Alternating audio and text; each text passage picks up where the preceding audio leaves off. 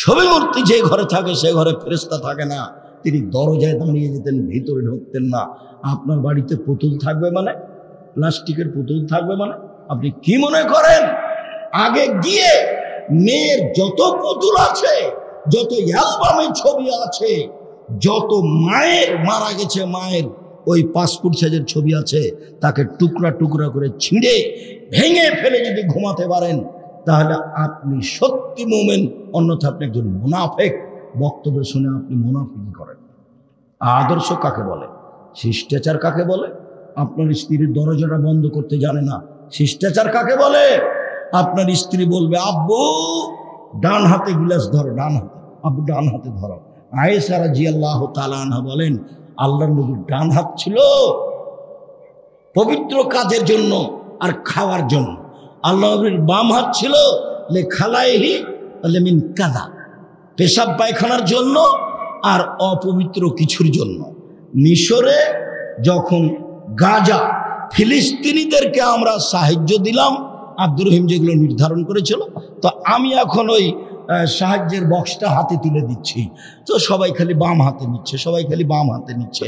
এরা হলো অরিজিনাল আরবি, এরাই ওই জায়গার যেখানে মারিয়াম ছিলেন, এরাই বাইতুল মুকাদ্দাসের মানুষ, এরাই মাস্টার ডিগ্রি পাস মানুষ, এরাই আরবি মানুষ মূলত। এখানে সব নবীর ঘর। এবার সবাই বাম হাতে নিচ্ছে। আমি দেওয়া বন্ধ করলাম, 5 মিনিট ডান হাতে নিতে হবে, বাম হাত পেশাব পায়খানার জন্য বললাম। এমন বুঝলো, আমি যা বুঝেছি তার চেয়ে বেশি বুঝলো। তার মানে সবাই আরবি, আল্লাহর নবীর মুখের ভাষা ভালো বুঝলো। এবার যখন আমি দিলাম তখন বাম হাতেই নিল। বুঝা গেল না কথা? বলেন তো কেন নিচ্ছে বাম হাতে?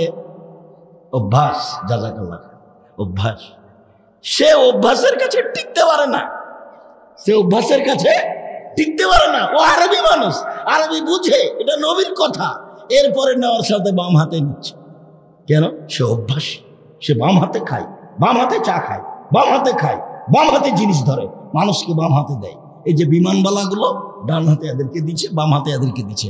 এখন কোনো লোক যদি বলতে, বেটি ছেলে মানুষ, বাম হাতে ছুঁচো, পানি খরচ করো, এবার বাম হাতে দাও, শরম পাও না? তাহলে তো হতো, তাহলে নবীর কথা হতো। বললে কে? আমি বলি তোমার জিনিস আমি নিব না, আমার আর খাওয়ার দরকার নেই।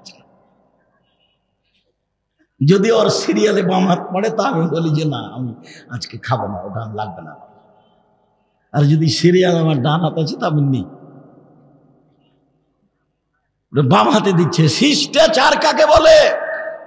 আল্লাহর নবী আমার স্ত্রী আমার বোনদেরকে শিষ্টাচার শিখাবে, এই জন্য বয়সের মেয়ে বিবাহ করেছি, কম বয়সের মেয়ে বিবাহ করিনি।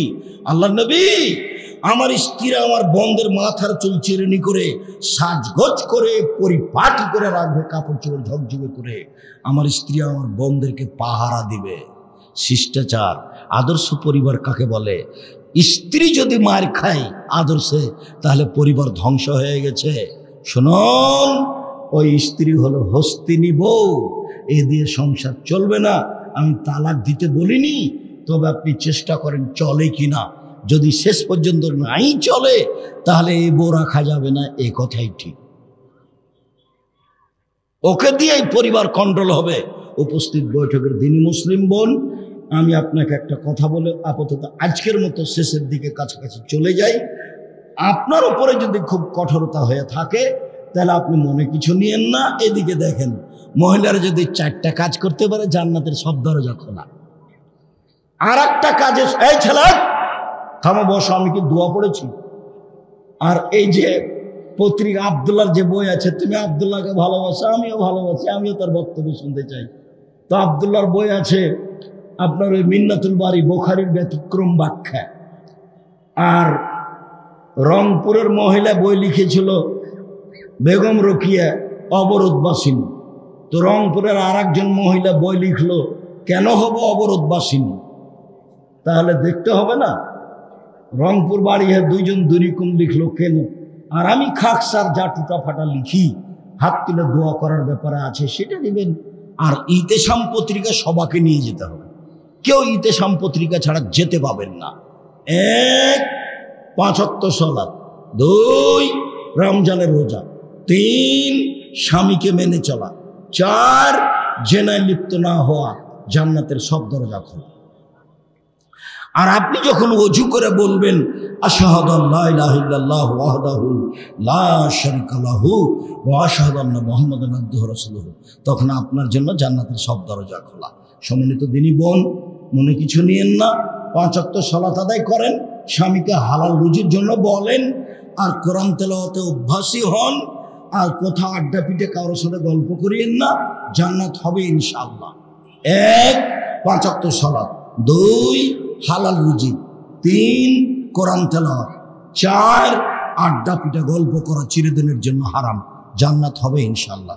আমি আপাতত এই পর্যন্ত বলে আজকের মতো কথা শেষ করছি। আর সব বই পুস্তক স্টেজে আছে হাতের ডানে। ও আমার একটা নতুন বই বের হয়েছে, সদাচরণ। সদাচরণের ফলাফল